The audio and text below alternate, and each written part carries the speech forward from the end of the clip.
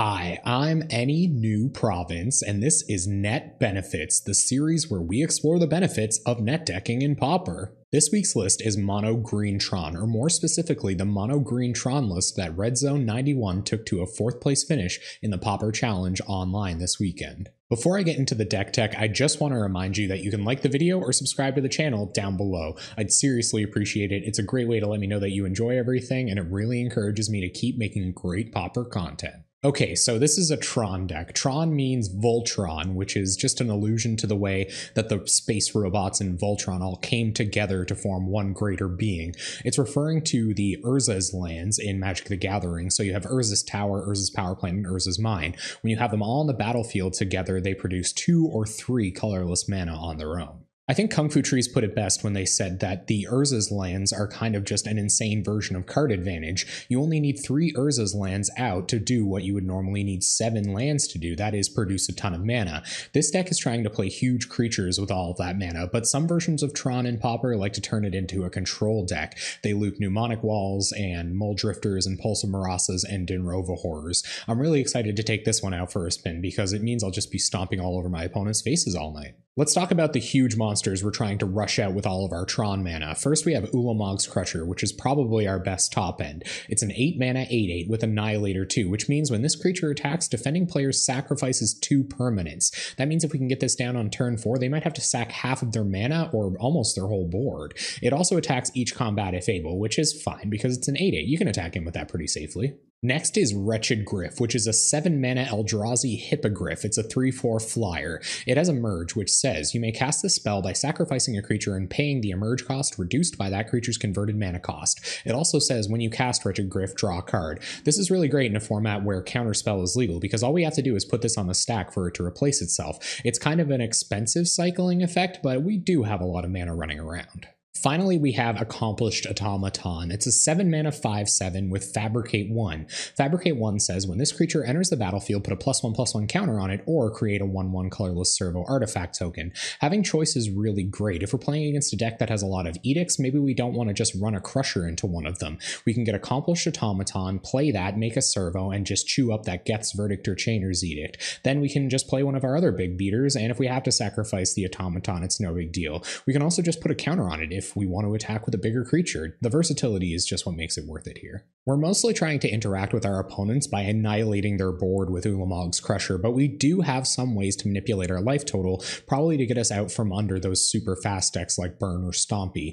The first one is Fangren Marauder. It costs 5 and a green, it's a beast, it's a 5/5, and it says whenever an artifact is put into the graveyard from the battlefield, you may gain 5 life. We have some eggs to power this up, I'll talk about those soon. We're also running 2 Pulsamarasa. It couldn't truly be a Tron deck without Pulsamarasa. This can get back one of our huge threats that maybe our opponent had some kind of answer for, and it also gains us 6 life, which is a massive life swing. It would be too slow in some decks to manipulate your life total, but we've got a lot of mana, so we can pay 3 at instant speed to return a creature to our hand, sure. I love the inclusion of this next card. This is Fierce Empath. It's 2 and a green, it's an elf, and it's a 1/1, and it says, when Fierce Empath enters the battlefield, you may search your library for a creature card with converted mana cost 6 or greater, reveal it, put it into your hand, and then shuffle your library. This synergizes particularly well with the Emerge mechanic on Wretched Gryph, but it's also just wonderful for tutoring up all of our finishers. I feel like the rest of these cards could almost fit into the mana-based category, but they do have some other synergies in our deck. This is Chromatic Star. Chromatic Star says 1 tap, sacrifice Chromatic Star, add 1 mana of any color to your mana pool. When Chromatic Star is put into a graveyard from the battlefield, draw a card. This is going to fix our mana if we're only running into Tron lands, but it's also going to help us draw into our threats or a couple of our utility spells when we need those.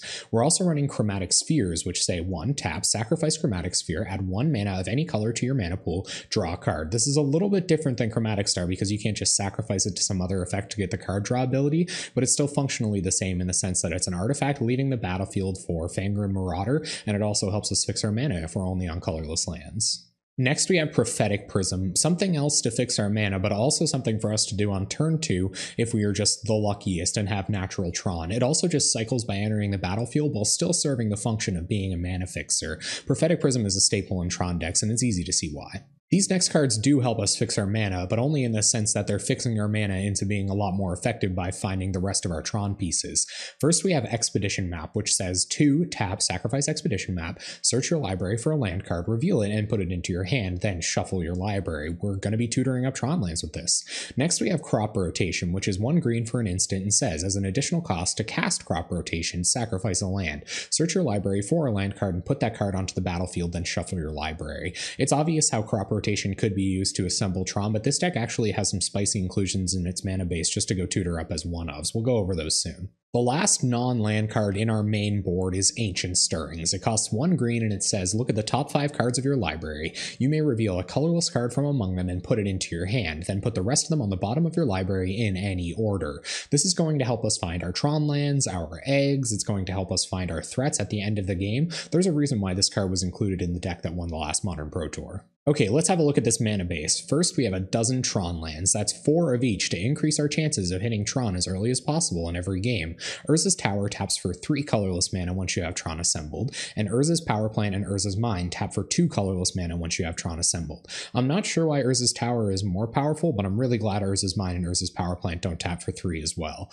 We have 2 Tree of Tails. These are artifacts for sacrificing to our crop rotations to gain life off of Fangren Marauder, and if somebody brings a Wrenchmind in against us, we can also pitch that so that we don't have to pitch 2 cards.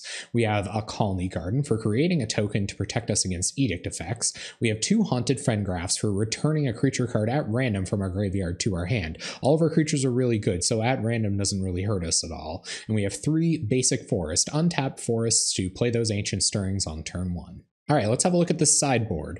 First, we have 2 Electrickeries. I know this means it's not completely Mono Green Tron because there's red cards in our 75, but we have to have an effective way to deal with all those X ones. We have 1 Moments Piece for those hyper-aggressive or combo decks like Tireless Tribe, Is It Blitz, or maybe even Stompy sometimes. We have some Naturalizes for blowing up artifacts or enchantments, pretty straightforward. We have a couple more Pulse of Marasas to bring in against Burn. We have a Tranquility to blow up all the enchantments on those Boggles or mono-white heroic creatures. We have 2 Reap and Sows. I think this must be for the Mirror. I think it's pretty great if we can stop them from getting onto Tron and we just get on Tron instead. It sounds great. We have 2 Penumbra Spiders, just a great resilient creature, maybe if our opponents are on a removal or edict heavy deck. We have 1 Bazooka Bog for nuking somebody else's graveyard without nuking our own, and we have 2 Relic of Progenituses when those graveyards are just too important for our opponent and we have to sacrifice the use of our own Pulse of Marasas by sacrificing our relics. And there you have it, Mono Green Tron. I'm going to take this deck live into a league at twitch.tv/Anynewprovince. I'm there every Monday night playing competitive Pauper decks. Hopefully I can replicate Red Zone 91's results from the Pauper Challenge this weekend. Before I go, I just want to remind you that you can like the video or subscribe to the channel down below. I'd seriously appreciate it. It's a great way to let me know that you've enjoyed everything, and it really encourages me to keep making great Pauper content. I hope you enjoyed the deck tech, and hopefully I'll see you on Monday night.